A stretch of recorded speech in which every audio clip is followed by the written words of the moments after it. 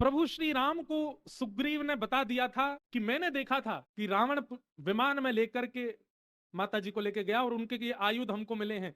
ये कंफर्म नहीं था कि माता जी सीता जी दिखी, नहीं ये आयुध हैं, आप बताओ। और आयुधों को देख करके लक्ष्मण जी पहचान गए, चरणों के आयुध देख करके कि ये तो भाभी के ही आयुध हैं, आदि आदि सबको कथा पता है। इसका मतलब क्या है, राम जी को ये पता लग चुका था कि सीता जी रावण के पास लंका में है। राम जी को उसी समय निकल जाना चाहिए था लंका की ओर। क्यों बैठे किष्किंधा में, क्यों बैठे हैं? सुग्रीव से पूछ रहे हैं बताओ क्या करना चाहिए, कैसे सीता जी की खोज करी जाए, कैसे पता किया जाए कहां मिलेंगे क्या नहीं होगा। और ठीक है, मान लीजिए कि उन्होंने बानर सेना को भेजा, दिशाएं परिवर्तित करके दक्षिण की ओर सुग्रीव जामवंत जी आदि गए और वहां से हनुमान जी लंका गए। ये सब क्रियाएं इतनी आवश्यक नहीं थी, राम जी स्वयं जाते बानरों के साथ में। स्वयं क्यों बैठे हैं किष्किंधा में? यहां पर कहीं ना कहीं ये भाव प्रकट हो जाता है कि क्या प्रिया जी को प्राप्त करने के लिए राम जी व्याकुलता का केवल अभिनय कर रहे हैं? कहां तो वन में रुदन कर रहे थे, हे सीते तुम कहां हो, हे मृगनयनी तुम कहां हो। और जब पता चल गया कि रावण हरण करके लेके गया है तो किष्किंधा में आराम से बैठे हैं। एक बार भी उठ करके बानरों की एक टोली के साथ ही राम जी चले जाते तो भी ये बात प्रकट हो जाती कि हाँ राम जी बड़े बड़े व्याकुल थे सीता जी के लिए, कि रुके नहीं किष्किंधा में, चल दिए, आराम से बैठे हैं।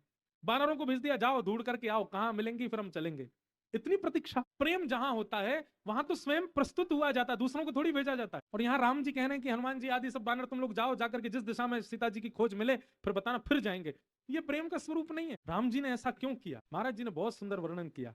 बोले इस बात का उत्तर मिलता है जब हनुमान जी लौट करके आए। हनुमान जी जब अशोक वाटिका गए और अशोक वाटिका जाकर के सीता जी की सुध ले ली और जैसे ही वापस आने लगे तो सीता जी हनुमान जी से कहती हैं, हनुमान आप जाकर के श्री लक्ष्मण जी के चरणों में मेरा प्रणाम निवेदित करना, लक्ष्मण भैया को मेरा प्रणाम करना, राम जी को भी करना पर लक्ष्मण सहित प्रणाम करना।